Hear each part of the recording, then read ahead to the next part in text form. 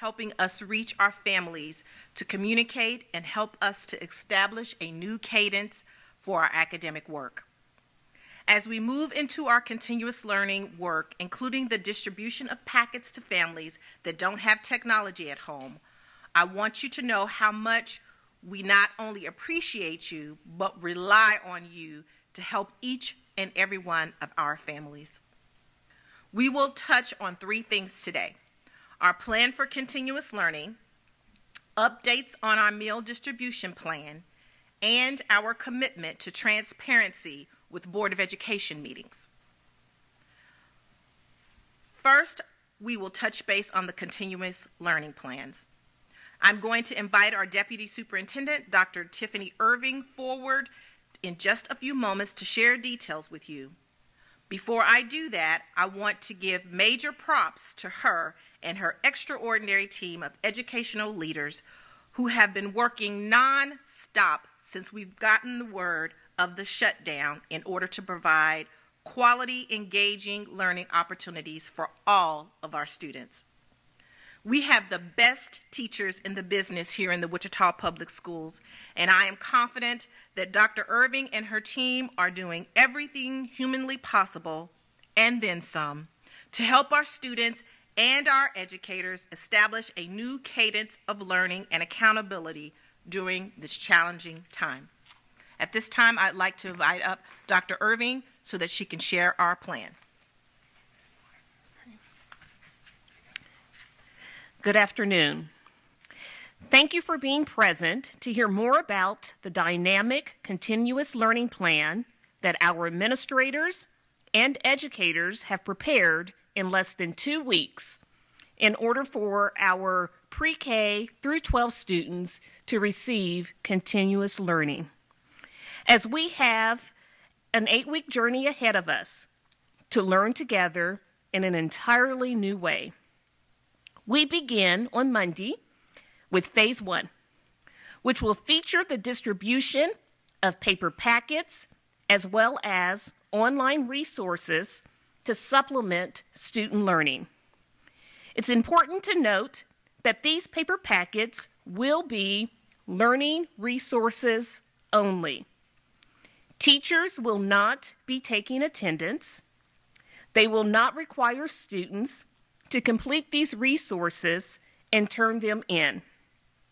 I'll address more in a moment about how parents will be able to acquire these resource packets for their students.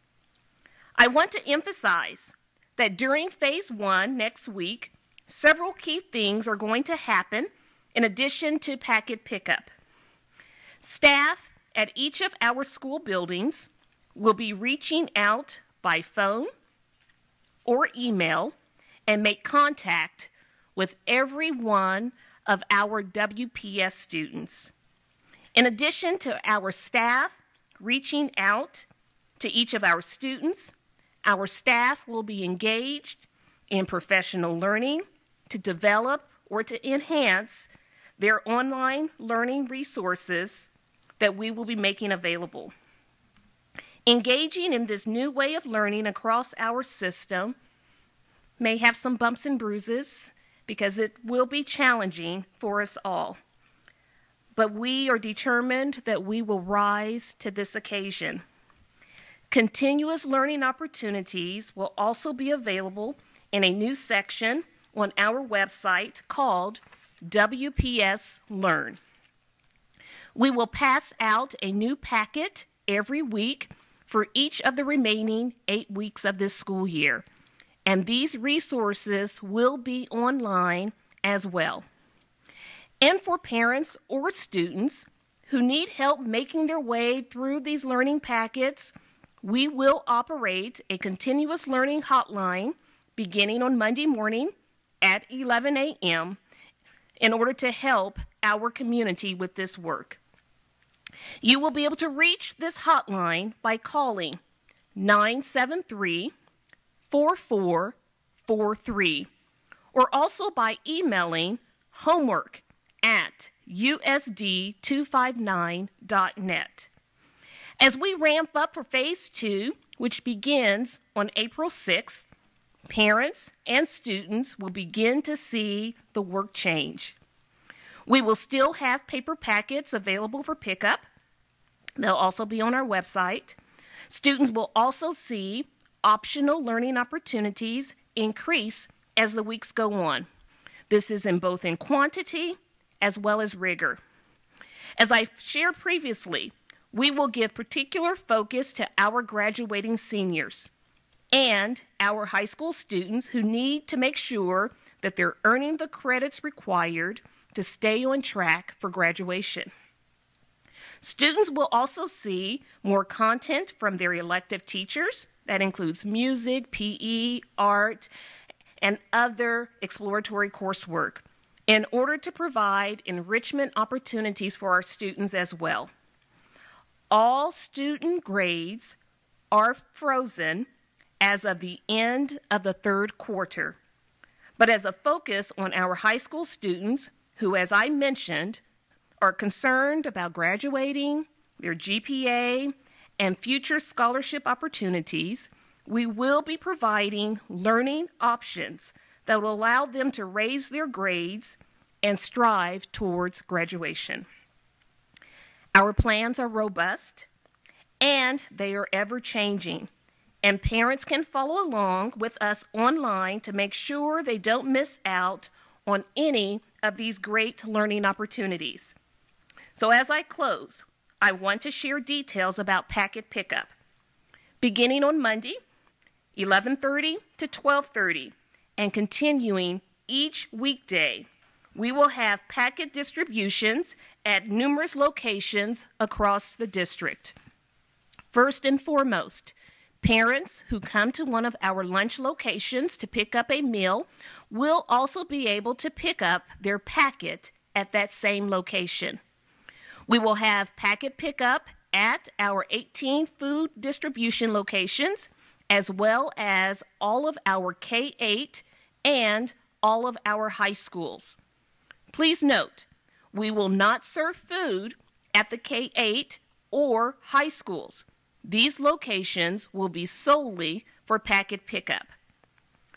Every week, our packets will be updated online, and a new group of packets will be handed out at our distribution locations. I want to thank our partners at Project Teacher.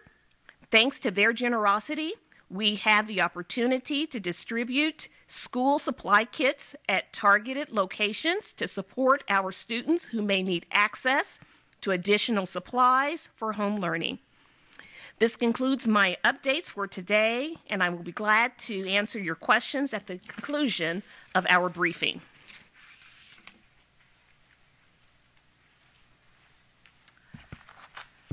The second item I want to touch on is the food distribution. Mr. Amenderis couldn't be with us today, but I want to share some numbers as well as a couple of exciting updates. First, I want to touch on the need that our food distribution operation has fulfilled its first week.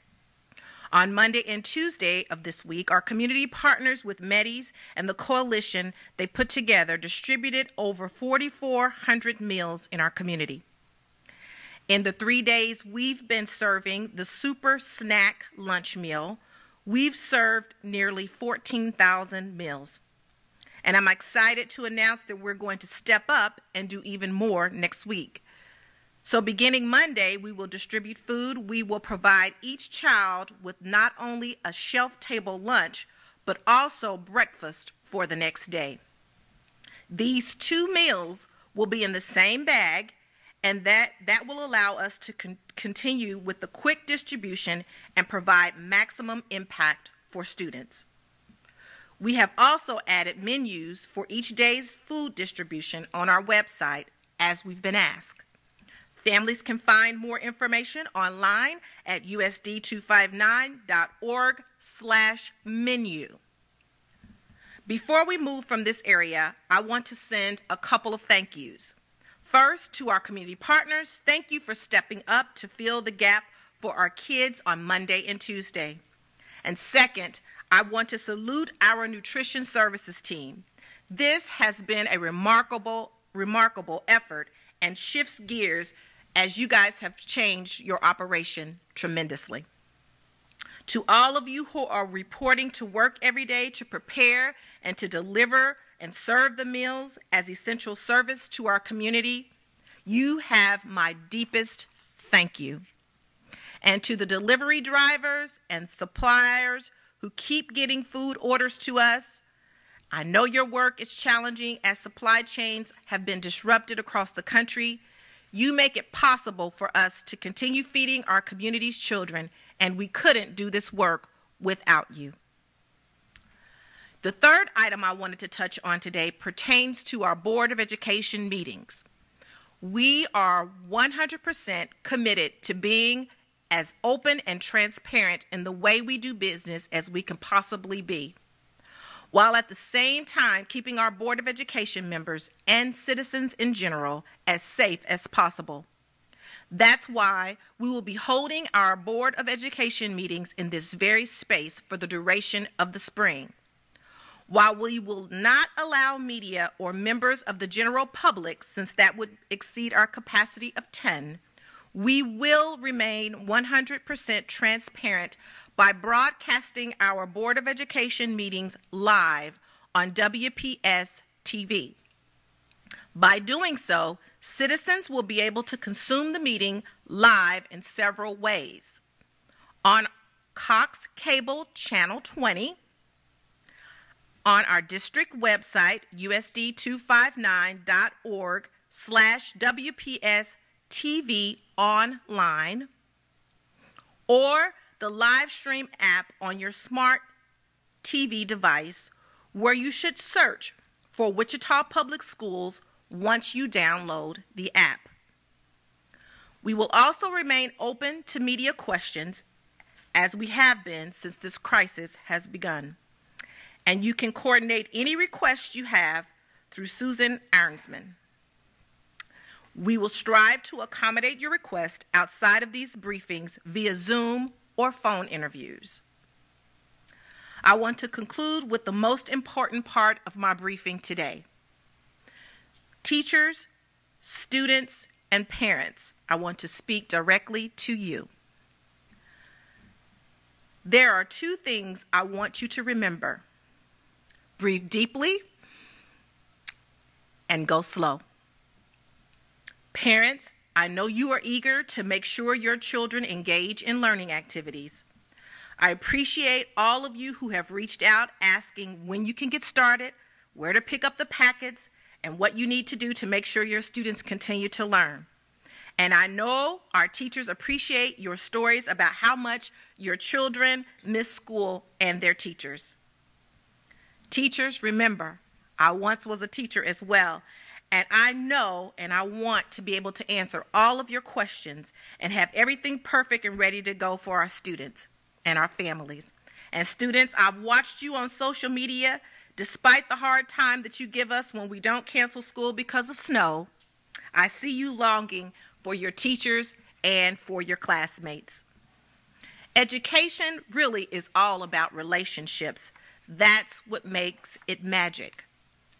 Don't worry about the continuous learning plans. They won't be perfect. Make sure you have a learning place at home for your students, and we will continue to communicate with you and use the virtual applications that we have available. Breathe and take it slow. We are starting slow with our Phase 1 packets and re-engage our students in the learning process. We will ramp up our content-specific work for both core content as well as our electives, things like, as Dr. Irvin shared, art, music, PE, and all of the other electives. We will have options that challenge eager learners, and we will have supports for those who struggle to get the hang of the continuous learning plan.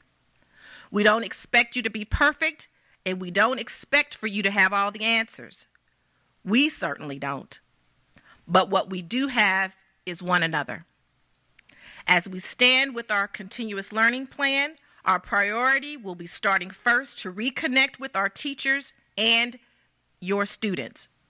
Relationships may look different going forward, but relationships will reinforce a sense of comfort that we all desperately need in these uncertain times. We have 8 weeks to learn together before our school year is over, and this will be an exciting time to learn so many new things. It is completely okay to be nervous about what's ahead, as long as you also keep in mind that we will work through our nerves together. We will work through this uncertainty together, and we will succeed together. So at this time, I take questions from our media. Well, we're talking about high school students. You guys are saying grades are frozen after the third quarter. Is it just seniors that are getting the opportunity to raise their grades, or do we need other students as well? The question that has been asked is about our seniors and their ability to be able to have their grades frozen or to increase their grades. And I'm going to ask Dr. Irving to repeat what she said here at the podium. Our high school students' grades are frozen at the third quarter. However, we will have opportunities for all of our high school students to improve those grades as well as to continuously work towards completing credits that count towards their graduation.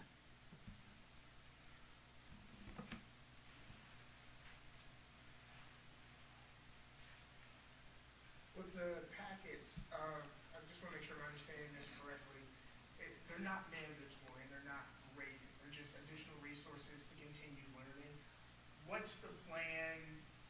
Obviously, we don't have a timeline of when this is going to end, but what's the plan for grading in the future? What's the plan for helping students to catch up? Are you looking at extending the school year possibly? All those things are in discussion as it relates to extending or what happens after the 8-week period, because we don't know yet. But when we do know, we will be prepared. The packets that we're distributing next week are for re-engagement. Our students have been out for spring break, and we've had another full week of being out.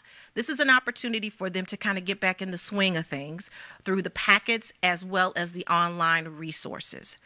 As Dr. Irvin said, there will be a phase 2, and we will communicate about what that looks like, but that will really become a more robust, rigorous platform where we will also have our exploratory and other content areas available for students at that time. So this week is really opportunities for our teachers to be contacting the individual students. Counselors are still going to be working with students to look at their credits, things that they need to have, and then begin to make those individualized plans so that we can ensure that our students are getting what they need. And a follow-up to that with the teacher contact, is that just going to be for this week, just a one-time, just checking? Oh, no. They will be checking in on their students every week. Every week they will have contact. One of the things I want to mention here, since we're talking about contact, parents, if you do not have the correct information for our schools to stay in contact with you, please, please, please contact your school so that we can make sure that we have the information. If you have not already heard from us through any of the vehicles that we've talked about, please get in contact with us now so that we can make sure that your information is accurate so that we can be able to communicate. Are the buses still running for students to get to the location? The transit, yes. And I know you touched on this a couple weeks ago about you haven't forgotten about the bus drivers. Has there been any more discussion with First Student with that?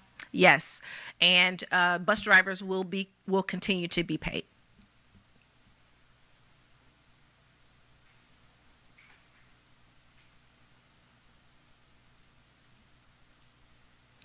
Thank you very much for being here with us, and wish us luck on our next week's journey with our first phase of our continuous learning plans. Thank you.